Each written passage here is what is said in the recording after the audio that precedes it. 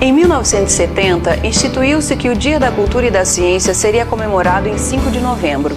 A data teve como inspiração o escritor Rui Barbosa. Mas qual a importância da cultura no mundo?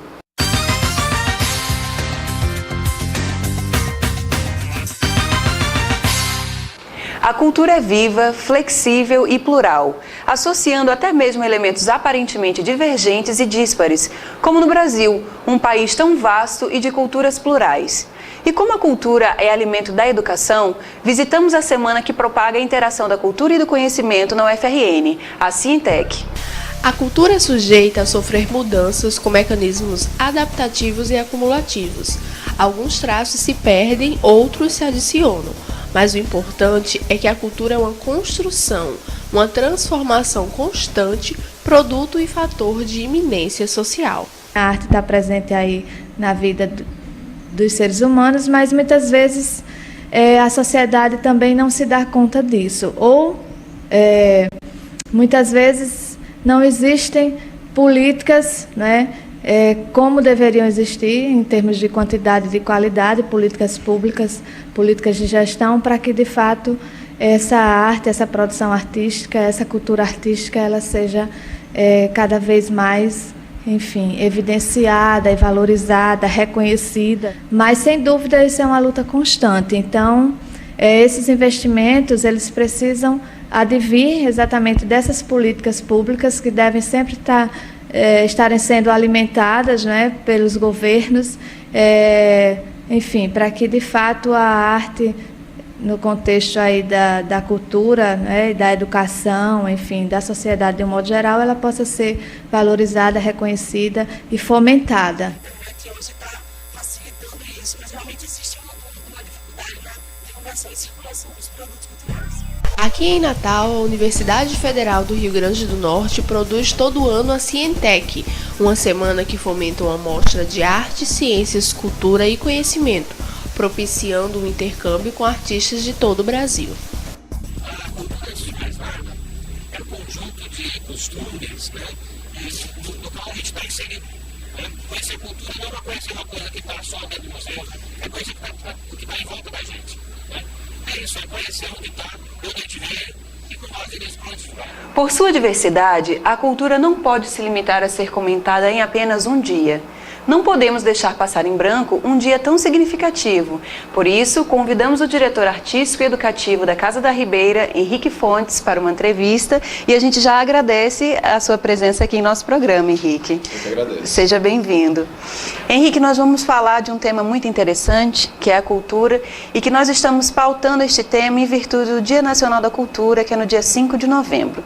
Agora, é interessante que poucas pessoas sabem que existe esse dia, né? Você acha que isso tem a ver com a questão da falta de prioridade em relação ao tema cultura na nossa sociedade, tanto local como no Brasil? Olha, eu acho realmente interessante, porque eu, inclusive, que trabalho com isso há mais de 20 anos, não sabia que o Dia Nacional de Cultura era dia 5 de novembro. E talvez haja mesmo essa pouca visibilidade ou entendimento do que viria a ser cultura, né? Eu acho que muito se fala das artes, ou se fala dessa necessidade do ser humano estar em sociedade, convivendo com as demais pessoas e valorizando as suas manifestações, mas não se entende que cultura é muito mais abrangente do que só as manifestações artísticas, né? A cultura ela tá no berço e na formação de qualquer sociedade, né? A gente não pode entender aspectos econômicos, aspectos sociais, sem entender cultura, né? E entender que a gente, o ser humano, é isso, é 100% cultura, 100% natureza, como disse mesmo Morin, né, de que não tem essa separação, o que é hoje natural ao ser humano, ou o que é cultural ao ser humano. A gente não consegue mais distinguir, nós somos natureza e cultura ao mesmo tempo. Uma coisa só, né? Você acha que essa questão também, essa pouca visibilidade, tem a ver com ausências de políticas públicas voltadas para a cultura? Como é que você vê hoje a questão dos gestores, né, do agente público, para facilitar a democratização da cultura?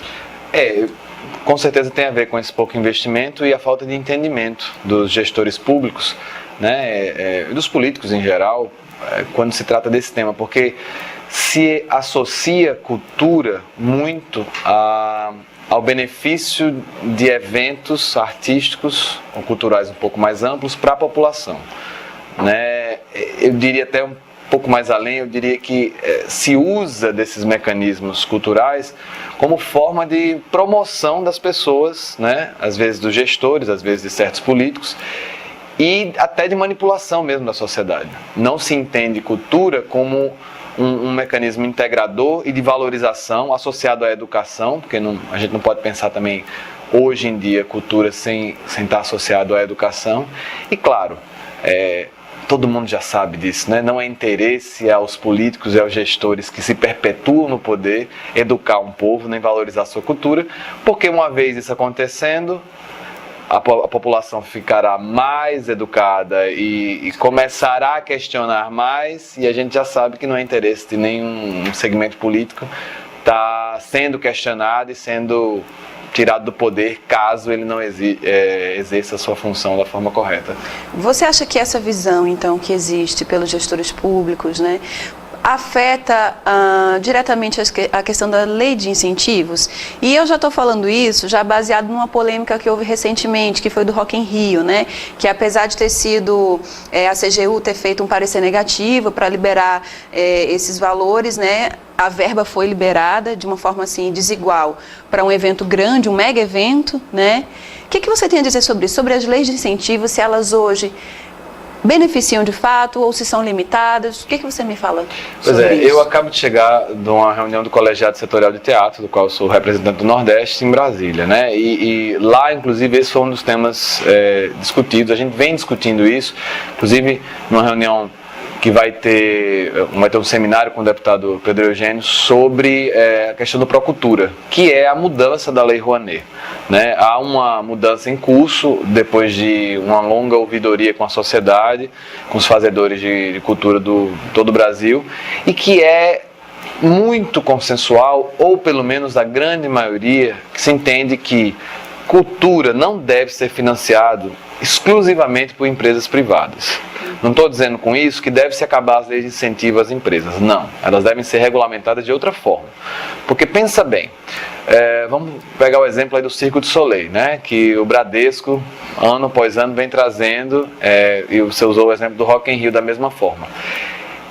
O que aparece como marca é o Bradesco.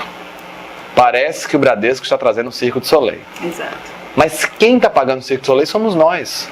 Porque eles vieram ano após ano graças ao incentivo fiscal, que é 100% abatido. Quer dizer, além do mais, o patrocinador tem o retorno institucional, tem a marca, tem os artistas fazendo sua propaganda de graça. O benefício do marketing, né? O benefício do marketing aos custos da sociedade. Claro que essa é uma batalha de titãs. A gente sabe que o governo está tentando negociar com as empresas, e a gente sabe muito bem quem é que financia as campanhas, né, nesse país. Então, essa discussão, eu acho que ela já está quase caduca. A gente já sabe que não se pode deixar para empresas privadas exclusivamente o financiamento da cultura. Tem que haver aí um controle do governo, um controle do Estado, né? E para isso acho que a gente tem brigado por uma política que também seja uma política de Estado, ou seja, que a gente consolide leis, que essas leis elas sirvam realmente à população, né? A Lei Rouanet, essa mudança para a Procultura, onde garante um fundo de investimento para vários setores da cultura, além dessa regulamentação escalonada, não mais 100%, um posicionamento nacional esse de ser contra os 100% de abatimento, mas que haja realmente um investimento das empresas para esse retorno de marketing. Eu acho legítimo, eu acho que as empresas têm que ter patrocínio, têm que patrocinar, mas elas têm que entrar numa obrigação, como acontece inclusive na lei estadual aqui. Eu acho que a lei estadual é um bom exemplo, que ela trabalha com 80% e 20% é o investimento da empresa, que está tendo seu retorno de marketing, mas também está investindo, né, socialmente naquilo. Só que a lei de incentivo não pode ser a única política pública para a cultura no Estado, no país em geral. Entendo. Falando um pouquinho de um outro aspecto, né? Hoje em dia, com a internet, né, as coisas são mais acessíveis e mais ou menos universalizadas também, né? Por outro lado, existe uma desvalorização do que é feito nosso, localmente, em cada estado. Inclusive, falando de um evento recente também, aqui no Rio Grande do Norte, nós tivemos um grande evento que foi a Cientec, uma feira de ciências feita pela UFRN, e muitos comentários foram jogados aí na internet que não tem mais cultura, porque a programação era toda voltada praticamente para artistas da terra. Você acha que estamos perdendo as raízes em relação a essa questão local? O que você me diz sobre isso, a cultura? Isso está ligado diretamente com a falta de investimento em políticas públicas, né? Porque se você entende que a valorização desses artistas ou dessas obras, ela não é feita de forma consistente, não é feita dentro de uma política de base, e isso passa desde a divulgação mesmo, como a gente entende pelas mídias, como no investimento desse artista, dele poder estar trabalhando de forma decente, de forma digna, né, e construindo sua carreira.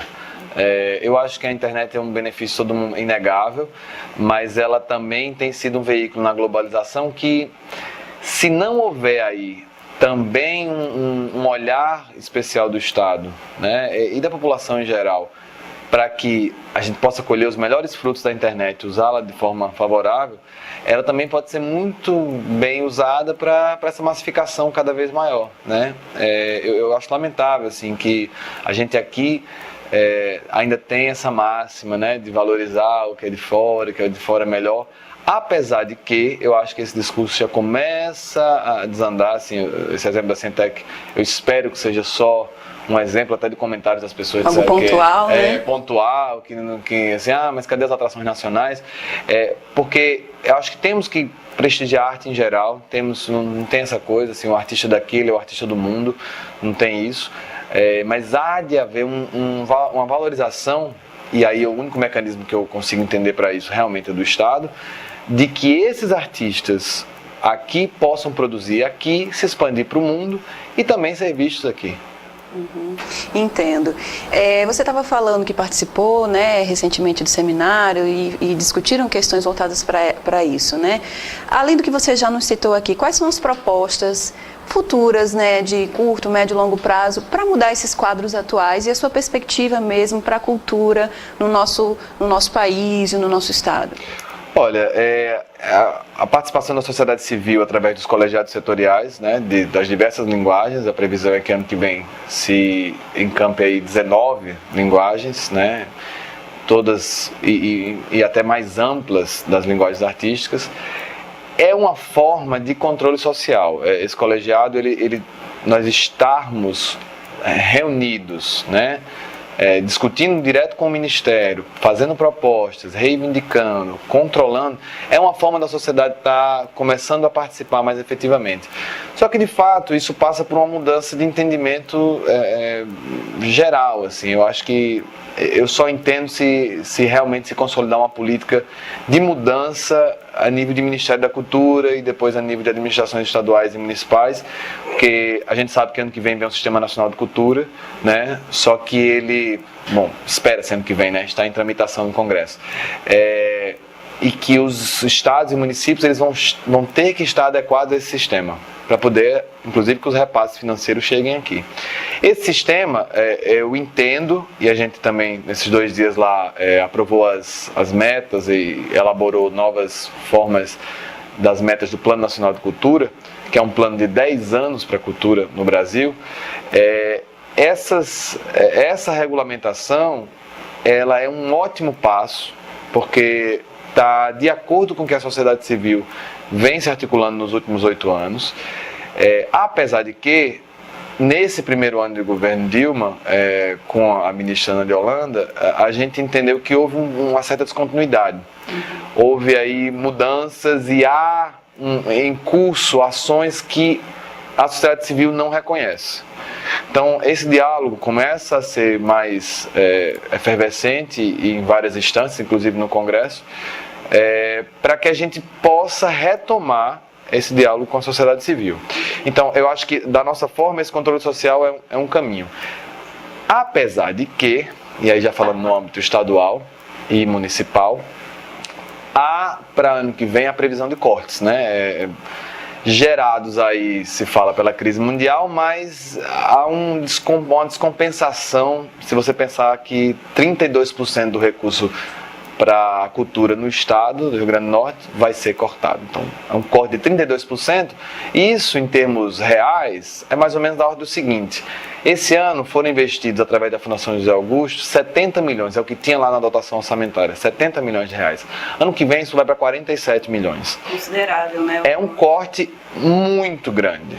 E se você parar para pensar, o que é que teve esse ano de investimento realmente consolidado para a cultura, de transformação? Eu estou falando de editais, estou falando de ampliação de equipamento cultural.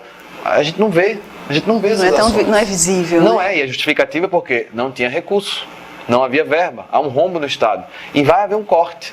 Então vai ser um ano difícil, né? Vai ser um ano difícil. Agora, sim, é até um apelo que se faz, né, para a governadora repensar. Assim, eu sei que a coisa parece que está muito adiantada, não tem volta, mas se houve um aumento de 120% da publicidade e o marketing dela, né, dela que eu digo, da gestão, por que não pode ter uma adequação dessa verba? Porque eu entendo que as verbas elas são independentes, mas não dá para se compreender corte de 32% para a cultura, de 70% na infraestrutura, como eu vou falar, né, em recursos hídricos também, cortes enormes, e um aumento de 120% em publicidade. Vai divulgar o quê? A minha pergunta é, se as outras áreas vão estar todas sucateadas. É verdade. Henrique, muito obrigada mais uma vez pela sua presença, foi bastante esclarecedora, tenho certeza que vocês gostaram muito da entrevista, e a gente se vê na próxima terça-feira. Muito obrigada.